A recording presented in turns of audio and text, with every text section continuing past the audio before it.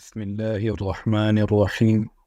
السلام علیکم ورحمۃ اللہ وبرکاتہ۔ آج ہم جس واقعے کا ذکر کریں گے وہ ہے ابن صابات کی توبہ۔ اس واقعے کو شروع کرنے سے پہلے اگر آپ نے اس چینل کو سبسکرائب نہیں کیا تو پلیز اس کو سبسکرائب کر دیں، اور ویڈیو اچھی لگے تو بیل کا بٹن پریس کر دیں تاکہ اس قسم کی مزید ویڈیوز آپ تک بر وقت پہنچ سکیں۔ تو چلیں شروع کرتے ہیں۔ ابن صابات بغداد کا نامی گرامی چور تھا۔ کوئی شریف آدمی اس کا نام سن کر انتہائی نفرت کا اظہار کیے بغیر نہ رہتا تھا۔ وہ اپنے پیشے میں ایسا ماہر تھا کہ 20 چوریاں کرنے کے باوجود قانون کی گرفت میں نہیں آتا تھا، لیکن آخر کب تک ایک دن حکام نے اسے گرفتار کر ہی لیا۔ قانونی وقت کے مطابق اس کا ایک ہاتھ کاٹ ڈالا گیا اور پھر اس کو ایک ناقابل اصلاح مجرم قرار دے کر مدت العمر کے لیے قید خانہ میں بھیج دیا۔ اہل بغداد اب اس کا ذکر ہتھ کٹے شیطان یعنی ایک ہاتھ کے شیطان کے نام سے کرتے تھے۔ 10 برس کی طویل زندگی قید خانہ میں بسر کر کے ایک دن ابن صابات کسی طرح بھاگ نکلا، اور قید خانے سے باہر آتے ہی وہ اپنے قدیم پیشے کو از سر نو شروع کرنے کا ارادہ کر لیا۔ ایک ہاتھ کے نقصان اور قید و بند کی طویل اور صعوبت زندگی نے اس کے مزاج اور کردار پر ذرا برابر اثر نہیں ڈالا تھا۔ آزادی کی فضا میں سانس لیتے ہی چوری کی خواہش نے اسے بیتاب کر دیا، اور رات کا اندھیرا پھیلتے ہی وہ اپنی مہم پر چل کھڑا ہوا۔ ادھر ادھر پھرتے 3 پہر رات گزر گئی، لیکن اس کو کسی مکان میں داخل ہونے کا موقع نہ مل سکا۔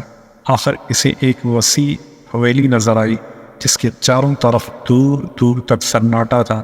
اس حویلی کے وسط میں ایک بہت بڑا پھاٹک تھا۔ ابن صابات پھاٹک کے پاس پہنچ کر رک گیا اور سوچنے لگا اندر جانے کے لیے کون سا راستہ اختیار کیا جائے۔ اسی سوچ بچار میں اس کا ہاتھ پھاٹک پر جا پڑا۔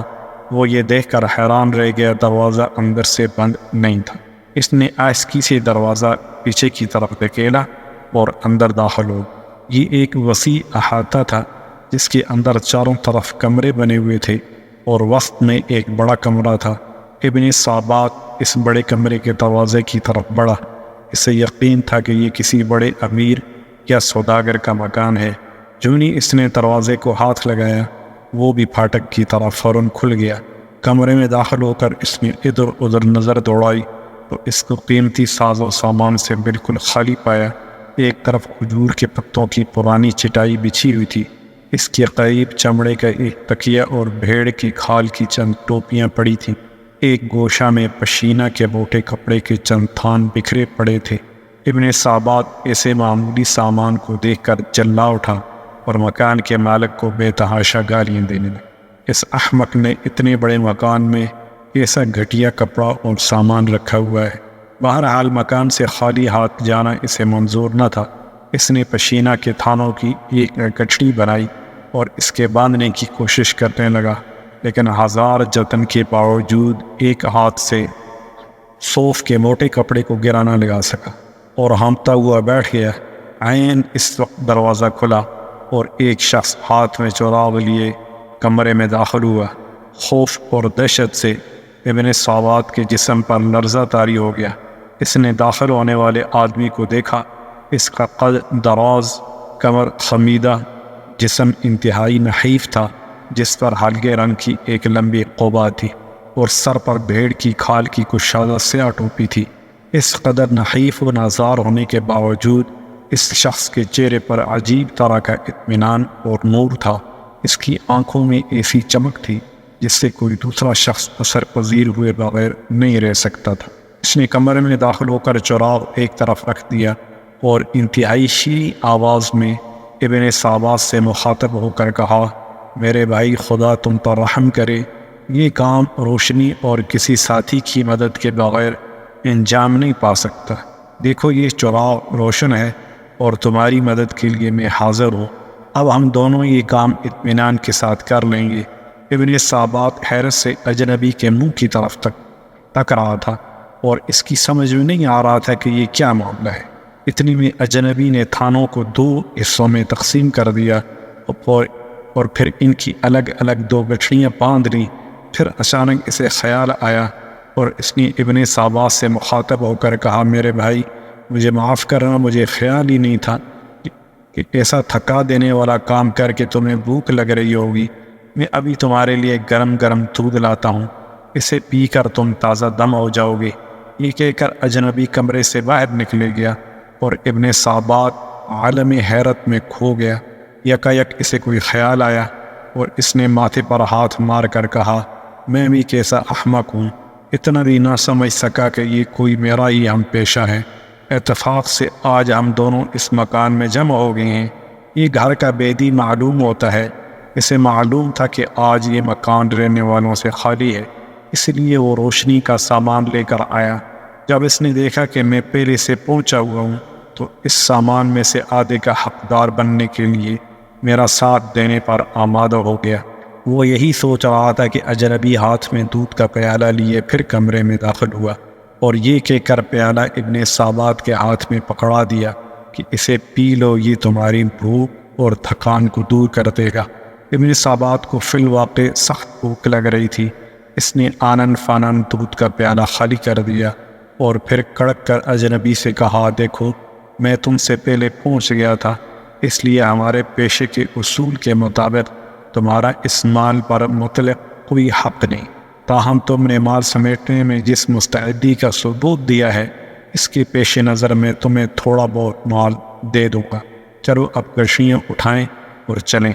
ابن صابات کے جواب میں اجنبی مسکرایا اور پھر شفقت آمیز لہجے میں کہا میرے بھائی تم میرے حصے کا خیال کر کے کیوں اپنا دل میلا کرتے ہو؟ میں تم سے کسی چیز کا مطالبہ نہیں کروں گا، تمہارا ایک ہاتھ ہے، یہ چھوٹی گٹھڑی تم اٹھا لو اور بڑی گٹھڑی میں اٹھا لیتا ہوں، جہاں تم کہہ دو میں پہنچا دوں گا۔ ابن صابات نے کہا بس ٹھیک ہے، تمہیں مجھ سے بہتر سردار سارے ملک میں نہیں مل سکتا، میں یہ چھوٹی گٹھڑی اٹھا لیتا ہوں اور تم بڑی گٹھڑی اٹھا کر میرے آگے آگے چلو۔ نعیف الجثہ اجنبی نے پورا زور لگا کر بڑی گٹھڑی کمر پر لا دی۔ اس کی خمیدہ کمر اس کے بوجھ سے اور بھی خمیدہ ہو گئی اور وہ آہستہ آہستہ قدم اٹھاتا ابن صابات کے آگے آگے چل پڑا، لیکن ابن صابات کو بہت ہجلت تھی کیونکہ سرعت بہت تیزی سے ختم ہو رہی تھی۔ وہ بار بار اجنبی کو ٹوک دیتا کہ تیز چلو۔ اجنبی کئی بار ٹھوکر کھا کر گرا لیکن پھر اٹھ کر کھڑا ہوا اور ہانپتا کامتا پھر تیز سے قدم اٹھانے لگا۔ ایک جگہ چڑھائی تھی، اجنبی کو ساری اور بھاری بوجھ کی وجہ سے سخت مشکل پیش آئی اور وہ ایک جگہ بے اختیار گر پڑا۔ ابن صابات نے اس پر گاریوں کی بوچھاڑ کر دی اور پھر اس کی کمر پر زور سے ایک لات رسید کی۔ اجنبی جوں کر کے اٹھ کھڑا ہوا اور ابن صابات سے معذرت کرنے لگا۔ ابن صابات نے گٹھڑی پھر اس کی پیٹھ پر رکھ دی اور دونوں چلتے چلتے شہر سے دور ایک پرانے کھنڈر میں جا پہنچے۔ یہاں ابن صابات کی پناہ گاہ تھی۔ وہ اپنی گٹھڑی باہر رکھ کر کھنڈر کی دیوار سے اندر کود گیا اور اجنبی نے دونوں گٹھڑیاں باہر سے اندر پھینک دیں۔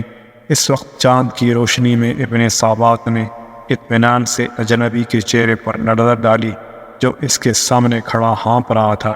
اس نے محسوس کیا کہ اجنبی کے چہرے سے نور کی شعاعیں پھوٹ پھوٹ کر نکل رہی ہیں۔ یکایک وہ ملکوتی تبسم کے ساتھ یوں گویا ہوا میرے بھائی یہ مال تمہیں مبارک ہو، اس مکان کا مالک میں ہی ہوں اور یہ مال تجھے خوشی سے بخشتا ہوں۔ افسوس کہ میں تمہاری خاطر خواہ خدمت نہیں کر سکا، بلکہ راستے میں اپنی کمزوری اور سستی کی وجہ سے تمہارے لیے پریشانی کا باعث بنا، خدا کے لیے مجھے معاف کر دو۔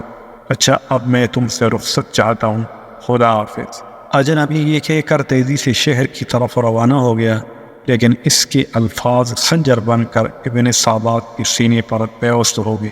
سیاکاری کے اس پتلے کے دل و دماغ کو اجنبی کے اس عمل اور حسن سلوک نے جھنجھوڑ کر رکھ دیا۔ وہ سوچ رہا تھا کہ دنیا میں ایسے انسان بھی ہوتے ہیں، میں نے اسے کیا سمجھا اور اس کے ساتھ کیا سلوک کیا اور اس نے میرے ساتھ کیا سلوک کیا۔ یہ سوچتے سوچتے اس کا دماغ معاف ہو گیا۔ ضمیر کی خلش نے اسے بے چین کر دیا اور سپیدہ سحر نما ہوتے ہی اجنبی کی تلاش کے لیے نکل کھڑا ہوا۔ اب اس کے دل میں کسی کا خوف نہیں تھا، بس یہی آرزو تھی کہ اس اجنبی کے قدموں پر سر رکھ دے۔ رات والا مکان ڈھونڈنے میں اسے کوئی دقت نہیں ہوئی۔ اس کے باہر کھڑے ہو کر ایک شخص سے پوچھا یہ کس کا مکان ہے؟ اس شخص نے حیرت سے اس کی طرف دیکھا اور کہا میاں تم مسافر معلوم ہوتے ہو، یہاں کسی تاجر کا کیا کام؟ یہ تو شیخ جنید بغدادی رحمۃ اللہ علیہ کی قیام گاہ ہے۔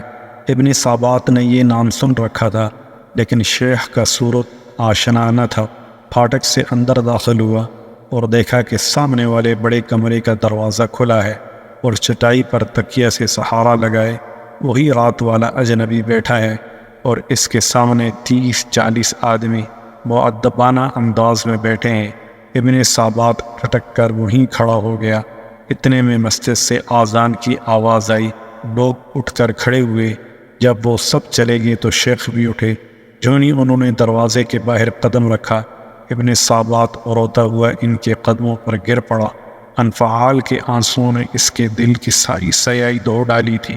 شیخ نے نہایت محبت اور شفقت سے اس کو زمین سے اٹھایا اور گلے لگا لیا۔ ابن صابات کے دل کی دنیا اب بدل چکی تھی۔ دوسروں نے جو راہ برسوں میں نہیں دیکھی تھی، ابن صابات نے تو چند لمحوں میں طے کر لی۔ وہ شیخ کے حلقے ارادت میں داخل ہو گیا اور ان کے فیض صحت سے ہتھ کٹے شیطان کی بجائے شیخ احمد ابن صابات رحمۃ اللہ علیہ بن گیا اور اہل اللہ میں شمار ہوا۔ جس شخص کو 40 سال تک دنیا کی ہولناک سزائیں نہ بدل سکی، اس کو ایک مرد خدا کے حسن اخلاق اور قربانی نے چند گھڑیوں میں خاصان خدا کی صف میں شامل کر دیا۔ اندازہ کیجیے کہ اچھے اخلاق اپنے اندر کس قدر طاقت رکھتے ہیں، جسے تلوار کی طاقت مسخر نہ کر سکے، اسے اچھے اخلاق مسخر کر ڈالتے ہیں۔ چنانچہ اس واقعے سے ہمیں یہ سبق ملا کہ ہر حال میں اپنے اخلاق اچھے رکھیں، بے شک اسی میں ہماری فلاح ہے۔ دعا ہے کہ اللہ تعالی ہم سب کو عمل کرنے کی توفیق عطا فرمائے، آمین یا رب العالمین۔ السلام علیکم ورحمۃ اللہ وبرکاتہ۔